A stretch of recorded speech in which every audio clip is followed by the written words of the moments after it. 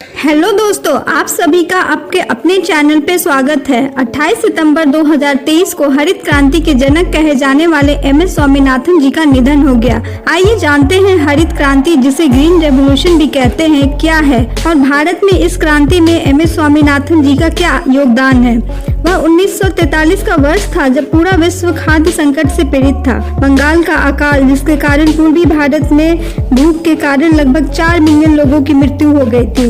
1947 की आजादी के बाद 1967 तक सरकार ने बड़े पैमाने पर कृषि क्षेत्रों में के विस्तार पर ध्यान केंद्रित किया, लेकिन जनसंख्या खाद्य उत्पादन की तुलना में बहुत तेजी दर से बढ़ रही थी।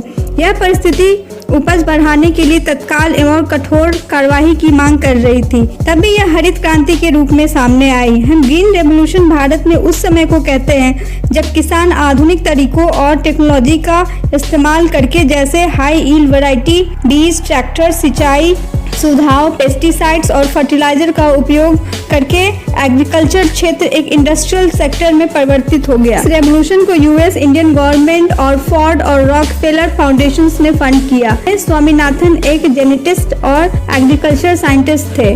उनका जन्म 7 अगस्त 1925 को कुंबाकोनम, तमिलनाडु में हुआ था। चूंकि उनके पिता एक सर्जन थे, स्वामीनाथन जी ने मैट्रिक पास करने के बाद मेडिकल स्कूल में एडमिशन ले लिया, लेकिन बंगाल का अकाल ने उनके मन बदल दिया और उन्होंने एग्रीकल्चर रिसर्च चुना। अपना ग्रेजुएशन कोर्स जूलॉजी में पूरा करने के बाद वो Indian agriculture research institute IARI new Delhi से उन्होंने पोस्ट ग्रेजुएशन प्लांट ब्रीडिंग और जेनेटिक्स में किया। उन्होंने यूपीएससी एग्जाम क्लियर किया और IPS के लिए चुने भी गए, लेकिन एग्रीकल्चर की तरफ उनका झुकाव उन्हें अपना PhD पूरा करने के लिए प्रेरित किया और वो Cambridge university school of agriculture से PhD पूरा किया। 1954 में वो भारत लौटे और अपना रिसर्च जारी रखा। उनके अथक प्रयासों के कारण ही भारत में हरित क्रांति संभव हो पाया।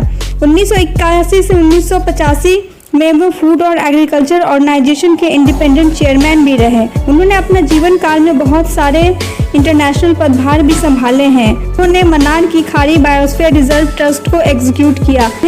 कई राष्ट्रीय और अंतर्राष्ट्रीय पुरस्कार से भी सम्मान किया जा चुका है। उनमें से Shanti Swarup Bhatnagar award 1961, Padma Vibhushan award 1989, Ramon Magsaysay award 1971 कुछ है। टाइम मैगजीन के अनुसार 20वीं सदी के एशिया के 20 सबसे प्रभावशाली व्यक्ति में से वो एक थे। हरित क्रांति में सबसे ज्यादा सफलता गेहूं और चावल के प्रोडक्शन को हुआ। भारत क्रांति भारत के 2 राज्य पंजाब और तमिलनाडु में सबसे ज्यादा सफल रहे। उन्होंने महिलाओं को कृषि के क्षेत्र में योगदान के लिए बहुत सारे कदम उठाए। उनमें से महिला संरक्षण योजना एक था।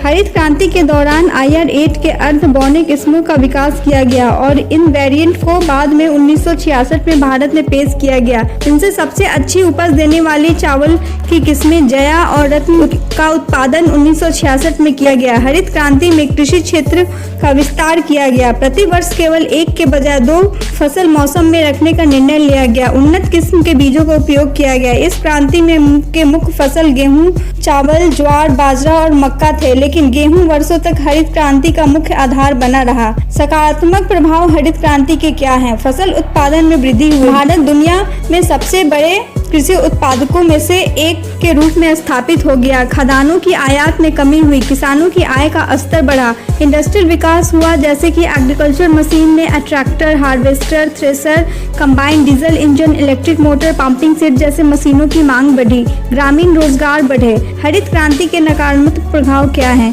कपास, जूट, चाय, गन्ना जैसे प्रमुख व्यावसायिक फसल ग्रीन रेवोल्यूशन से अछूते रहे। हाई यील्ड वैरायटी सीड्स केवल 5 फसलों तक ही सीमित रहे। सबसे अधिक प्रभावित पंजाब, हरियाणा, वेस्ट उत्तर प्रदेश और साउथ में आंध्र प्रदेश और तमिलनाडु रहे।